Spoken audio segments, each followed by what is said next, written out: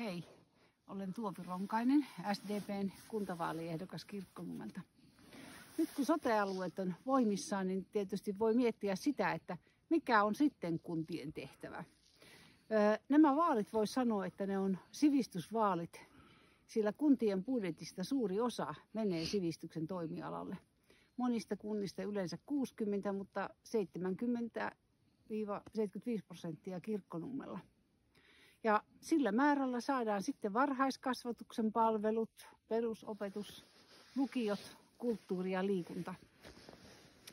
Ja lopuilla, ei ainakaan vähäisempänä, katetaan sitten maankäyttöä, tila- ja tuotantopalveluita ja esimerkiksi katujen kunnossapitoa.